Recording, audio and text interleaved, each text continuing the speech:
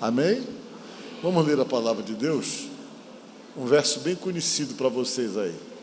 E disse-lhe Jesus, vamos lá.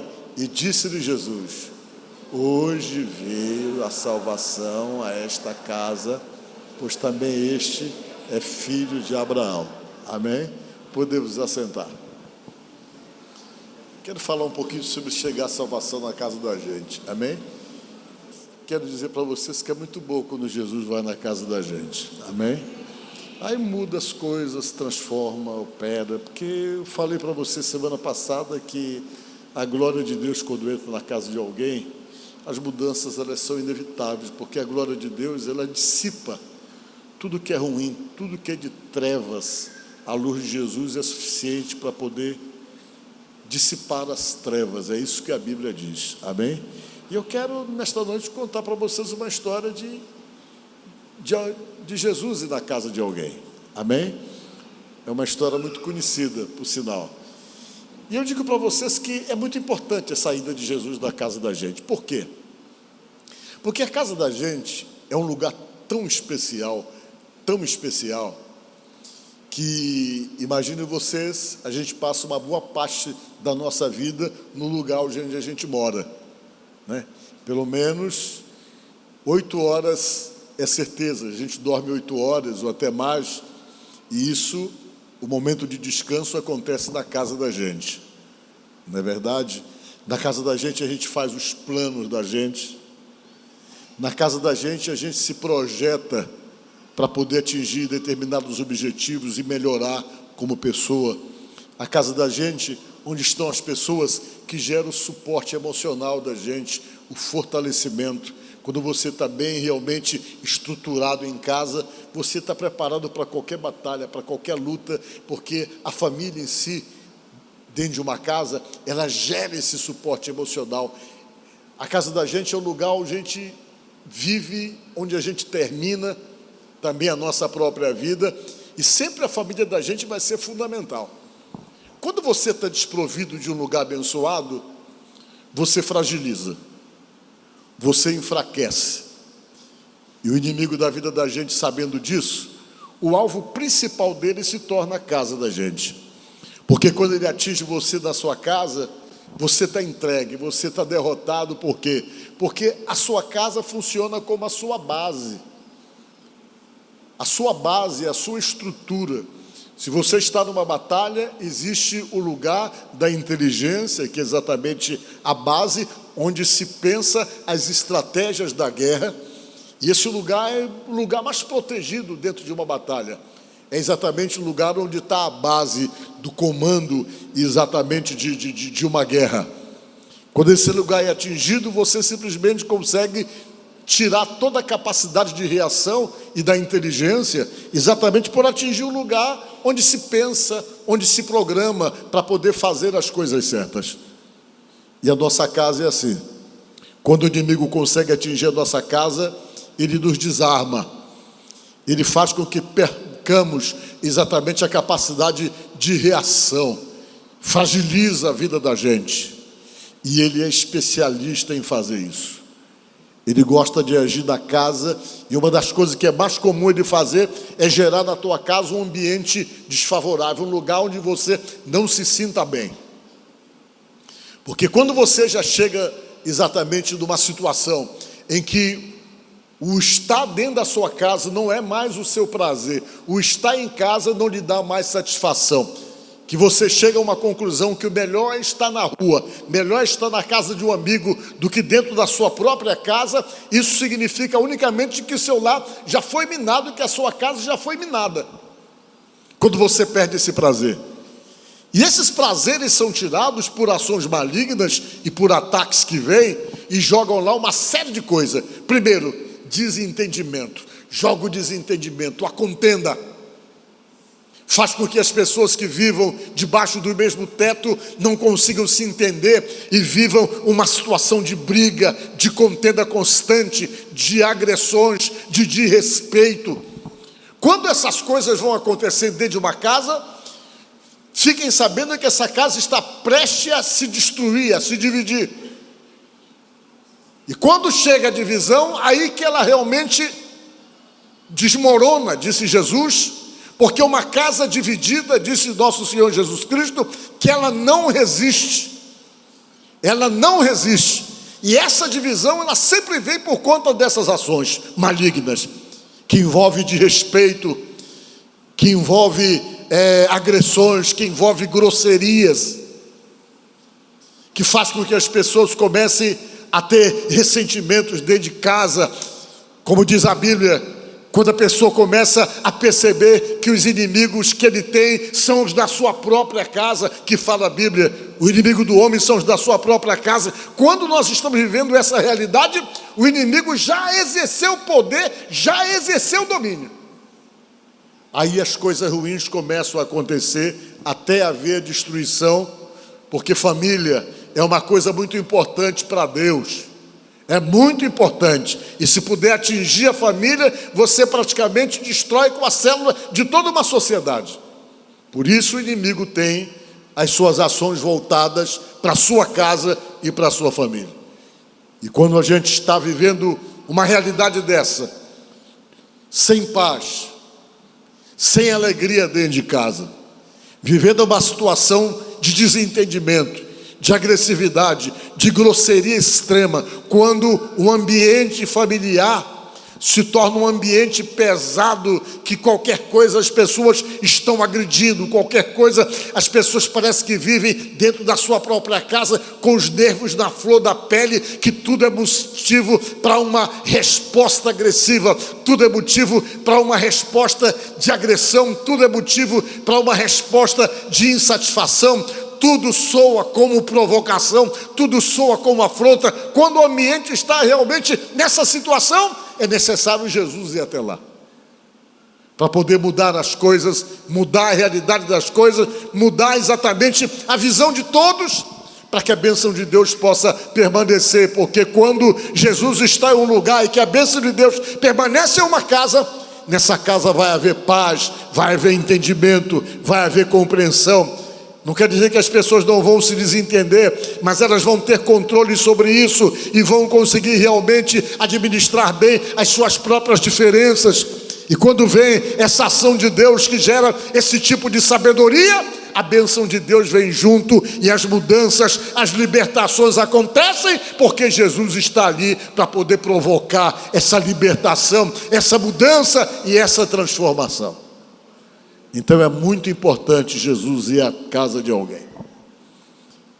E a prova que nós podemos ver é nessa história da Bíblia tão conhecida de todos nós. Jesus foi na casa de um homem que morava na cidade de Jericó. Mas antes de ir lá, Jesus foi fazer um culto lá no lugar. Foi fazer uma reunião. As reuniões que ele fazia quando ele ia de cidade em cidade. Quando ele chegava na cidade, uma multidão sempre estava recebendo ele. As pessoas iam procurá-lo para ouvi-lo, para ver o que ele tinha para dizer. E as pessoas tomaram conhecimento que Jesus ia na cidade. Geralmente essas notícias se espalhavam de boca em boca. E Jesus foi até a cidade de Jericó. Lá era uma cidade de veraneio bonita, cheia de palmeiras, por isso que o nome é Jericó, um lugar de veraneio, um lugar bonito. E Jesus foi até essa cidade. Quando ele chegou lá, ele pregou para um grupo enorme de pessoas. Mas tinha um sujeito que morava lá, que a vida dele não estava muito boa, não. Ele só tinha dinheiro, era a única coisa que ele tinha. Dinheiro ele tinha muito. Mas as outras coisas que são necessárias para fazer uma pessoa feliz, ele não tinha. Com certeza não tinha. Ele estava de alguma forma vazio, infeliz, e a vida dele toda talvez se firmou num objetivo: tentar ser aceito. A necessidade de se autoafirmar dele era tão grande, que em busca de ser aceito, em busca de ser respeitado, em busca de ser visto, de ter visibilidade, ele partiu para um caminho muito desonesto, porque ele entendeu que a única maneira dele poder ser respeitado por todo mundo e ter visibilidade e ser aceito era ele procurar exatamente essa autoafirmação no dinheiro. É aquela forma de afronta, de tentar mostrar para as pessoas: olha, eu não sei como vocês me olham, mas eu tenho isso, eu posso isso, eu sou aquilo. Geralmente você vê muitas pessoas, quando você vê alguém que ostenta demais, ele tem algum tipo de problema e uma necessidade de ser aceito, de se autoafirmar ou de tentar chamar a atenção das pessoas, porque no fundo ele se sente muito aquém daquilo que ele realmente acha que é. É uma reação muito psicológica isso aí. E esse homem estava nesse nível. Coitado, mas talvez ele tinha lá os problemas dele. Ele tinha as desvantagens dele, onde ele entendeu que só sendo muito rico para ser respeitado. Qual era a desvantagem dele, que talvez era o grande complexo dele? Ele era muito pequeno. Ele era pequeno demais. E aquele tamanho dele, como ele era um anão, ele achava que talvez para ele poder despontar, ele precisava ter dinheiro.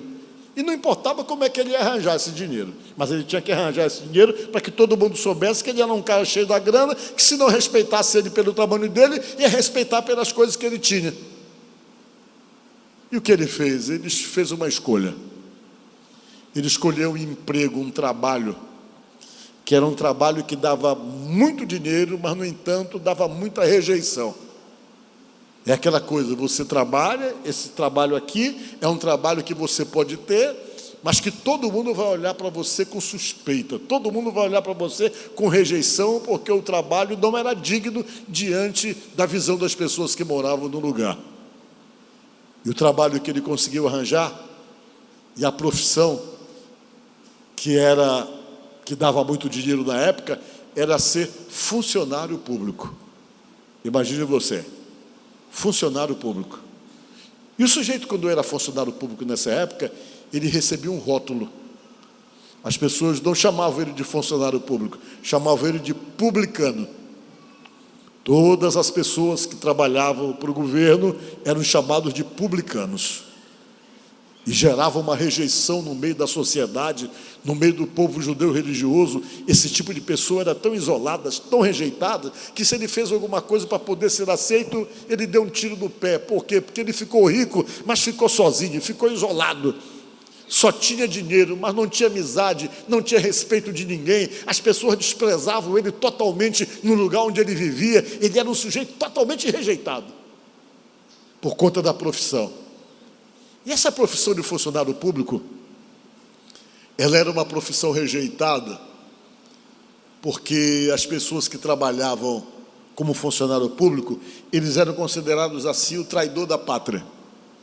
Eram considerados os traidores da pátria, porque essa região todinha, a Palestina toda, estava dominada pelo Império Romano. O Império Romano chegou no lugar com os seus soldados, dominou o lugar de uma forma severa e com mão forte, e depois que eles dominaram o lugar, os romanos, eles controlaram também as taxas, controlaram os impostos. E o povo que morava ali tinha que pagar imposto pesado e imposto alto. E esse imposto não era para eles lá, para o reino deles. O imposto era pago para Roma, era pago para o César. E isso gerou uma insatisfação muito grande. Você imagina só, o Brasil é invadido por uma outra nação e todo mundo começa a pagar imposto para sustentar uma estrutura e um sistema político de uma outra nação. Foi isso que aconteceu. Por isso que todo mundo ficou revoltado. As pessoas dizem: olha, se o camarada vai trabalhar para esse Império Romano aí, esse sujeito aí é um traidor da pátria, porque se torna um funcionário público, um funcionário de um governo invasor, de um governo que não respeita a gente, de um governo que cobra imposto da gente para aplicar lá no país deles e para sustentar uma estrutura de poder que não é a nossa. E isso gerou toda essa insatisfação, essa revolta, mas tinham pessoas que realmente decidiam ser funcionário público, porque o Império Romano dava muitos direitos, dava dinheiro para a pessoa, e a pessoa ia, rompia com todas as suas tradições para poder ganhar o dinheiro. E ele fez isso, resolveu ser funcionário público.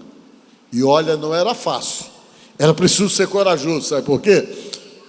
Porque quando o sujeito se tornava funcionário público, a família religiosa fazia o funeral do sujeito. A família chegar e dizer: você quer ser funcionário público, trabalhar para o governo invasor? Então, a partir de hoje, você não existe mais para a nossa família. Eles faziam até um ritual, um funeral simbólico, para dizer que aquela pessoa tinha morrido para a família. E para o sujeito então assumir isso aí, ele rompia praticamente com tudo, só por causa do dinheiro. E esse homem fez isso. A necessidade de se autoafirmar, de ser respeitado, porque ele está se sentindo em desvantagem por ser baixinho, por ser pequeno. Era alguma coisa que estava no coração dele. E diz a palavra que ele, no entanto, tinha uma coisa: ele tinha maior vontade de conhecer Jesus. Eu tenho vontade de conhecer esse homem que todo mundo fala. O dia que ele vier aqui na cidade, eu vou olhar ele. O dia que ele estiver aqui, eu vou lá onde ele estiver, só para vê-lo. E chegou o dia que Jesus foi na cidade dele. Ele se preparou todinho para poder ir para a reunião que Jesus ia fazer. Ele realmente ficou naquela expectativa. Mas quando ele viu, deu muita gente na reunião. Que ele chegou lá, Jesus estava pregando em determinado lugar e havia em torno de Jesus uma verdadeira multidão. Ele olhou assim e disse: não vou, nessa reunião não dá para eu ir, não. Não dá para eu ir, porque tem muita gente que não gosta de mim, eu sou baixinho, o pessoal vai pisar em mim, vai me machucar, quem não gosta de mim vai aproveitar a aglomeração para me fazer mal. Olha como ele era esperto. Então não vai dar para conhecer ele não, porque se eu for lá para o meio, é a arte das pessoas pisarem em mim, me machucarem ou até me matarem, porque ele sabia que ele era odiado na cidade. Ninguém gostava dele, porque todo mundo se sentia explorado por ele. Se sentia explorado porque quando ele ia cobrar o imposto, ele cobrava o imposto acima do que era permitido. Se era para cobrar R$1.000, ele cobrava 2. 1.000 ele ficava para ele e 1.000 ele dava para o Império Romano. E assim ele ficou rico, ele ficou milionário. E ele sabia que todo mundo tinha raiva dele, ele disse: eu não vou lá. Não vou, porque o pessoal vai me fazer mal. Mas ele falou: vem cá, qual é o dia que ele vai sair da cidade? Alguém disse: olha, o dia que ele vai sair da cidade é do dia tal. Ele está aqui hoje, amanhã ele vai embora. Aí ele: procure saber a hora que ele vai sair, que eu quero encontrar com ele.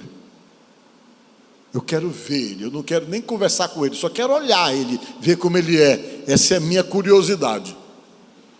E as pessoas disseram: olha, ele vai sair no dia tal, ele sai da cidade. Ele disse: eu sei. No dia que ele vai sair, eu vou lá para a árvore esperar ele. Não vou ficar embaixo, porque eu sou baixinho, não vou conseguir ver ele, porque ele vai estar rodeado de muita gente, mas eu vou subir numa árvore, lá na árvore eu fico lá em cima do galho, e quando ele passar perto de onde eu estou, eu olho e acabo conhecendo essa pessoa que é tão famosa, que era Jesus. E ele foi para subir na árvore. Vocês acreditam que a árvore existe até hoje? Quando eu estive lá em Jericó, eu tirei uma foto da árvore. Essa árvore, o pessoal conta lá que essa árvore tem mais de 2.000 anos. Olha aí. Ela está cercada, tudo cercadinha com muro e tal, e está escrito lá: a árvore que como é o nome dele? O Zaqueu subiu.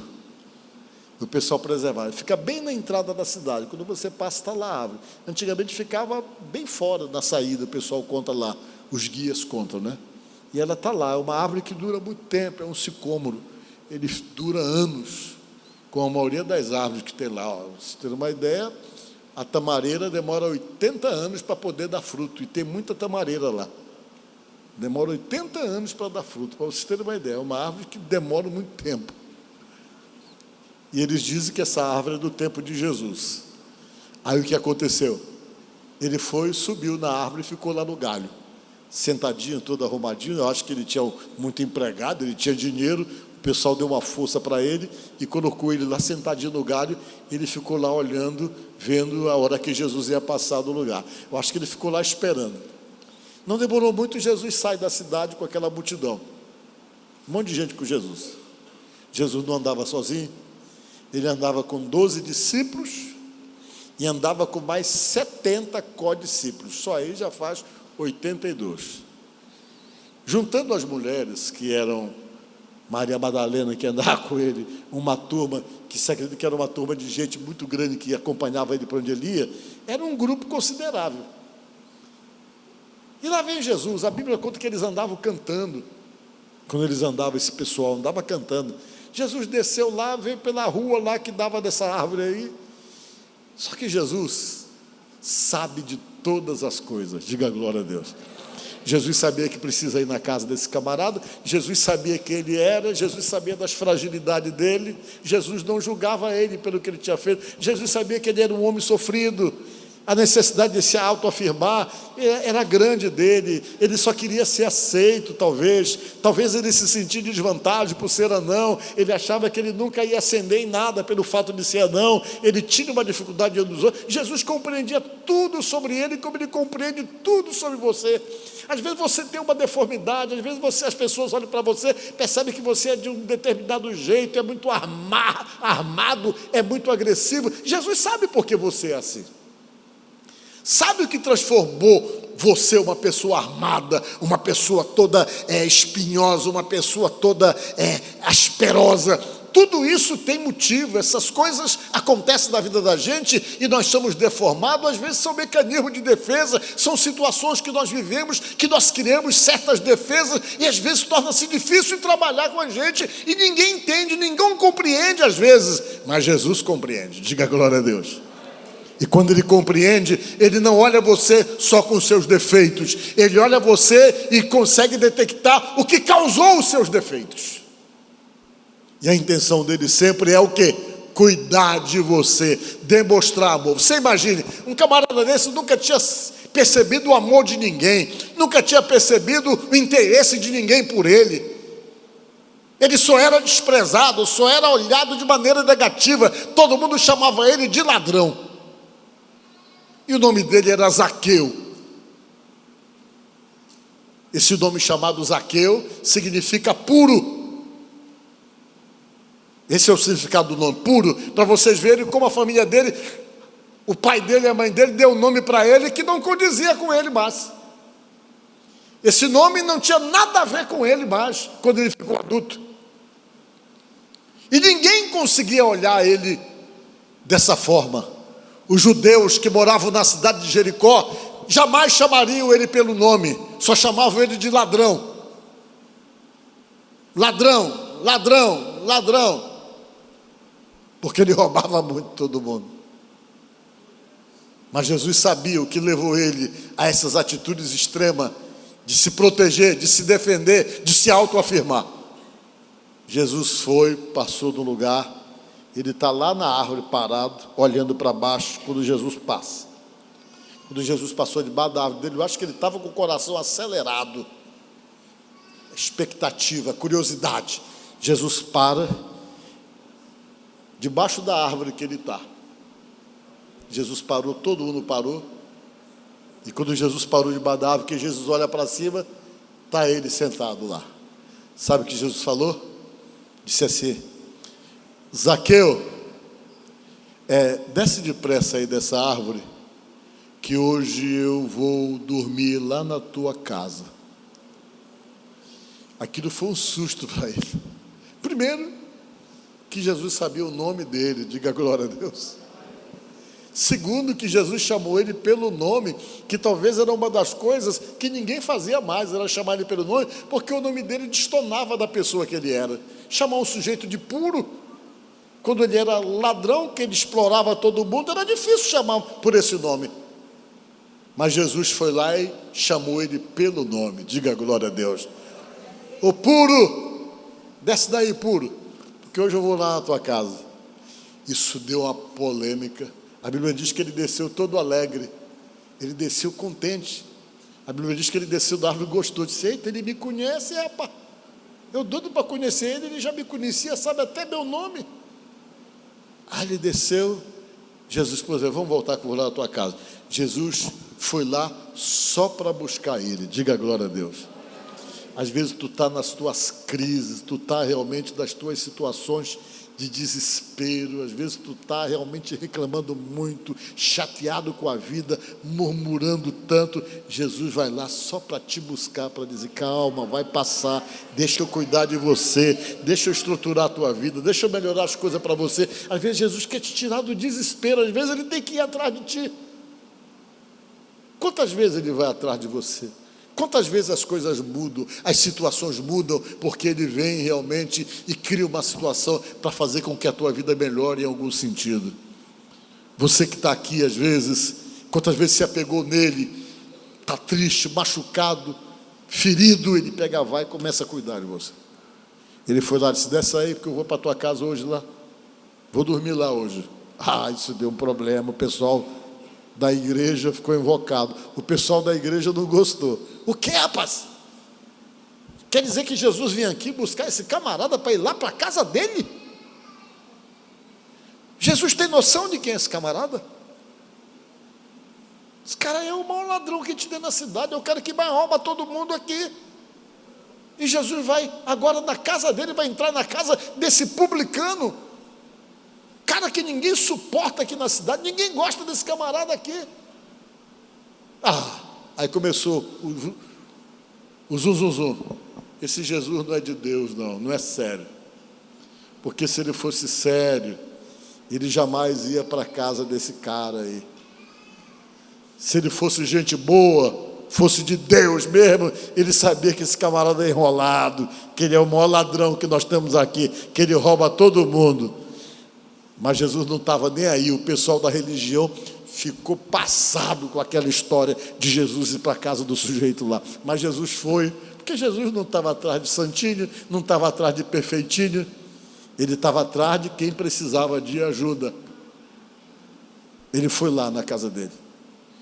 Chegou lá, ele fez uma festa, Jesus já fez uma reunião dentro da casa dele, e lá pelas tantas ele parou, Ô Jesus, olha, eu quero mudar minha vida.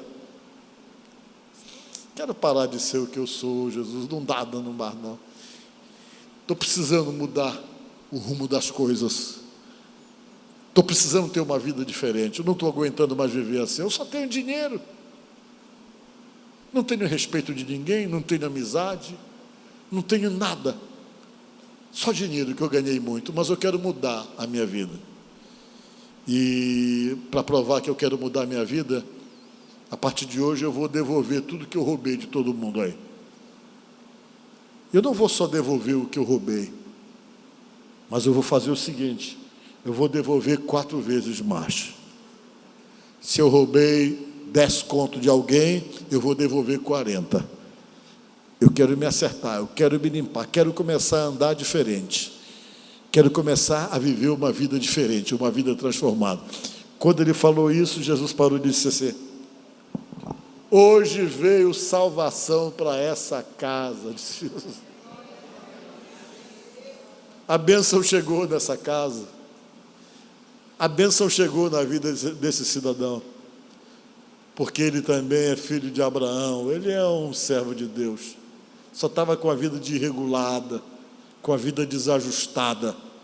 Mas hoje o ajuste chegou para a vida dele. E juntamente com esse ajuste veio a salvação, aquilo que veio trazer para ele um novo tempo, estabelecer um novo momento, uma nova visão, uma nova vida. Hoje as coisas chegaram para mudar aqui. Foi o que Jesus falou. Porque o Filho do Homem é assim. O Filho do Homem veio buscar e alcançar os perdidos, aqueles que precisam de ajuda, que precisam de mudança. É esses que eu quero alcançar. E a vida do camarada mudou, diga glória a Deus. Mudou, e hoje, depois de 2000 anos, nós estamos falando dele aqui, diga glória a Deus. Meus irmãos, Jesus é assim. É impossível ele entrar numa casa e não haver mudança dentro dessa casa. Mas ele vai para lá, para sua casa, ou você pode levá-lo. Aí eu peguei e mandei fazer um monte de versículos para você ver, olha aí. Eu sei que você vai bater foto, vai colocando aí. Diga comigo.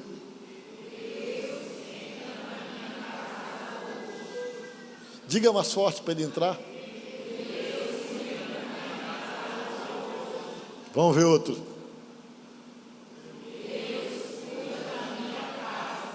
Tem outro aí?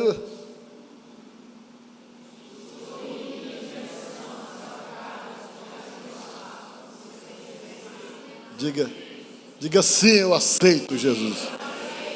Eu preciso que tu vá lá. E você vai ver, quando Jesus entra, a paz se estabelece. O entendimento chega. A união chega junto também. Por quê? Porque quando ele entra, ele coloca para fora tudo aquilo que o inimigo das nossas almas está criando, está causando. É repreendido pelo poder dele. A presença dele dissipa o mal.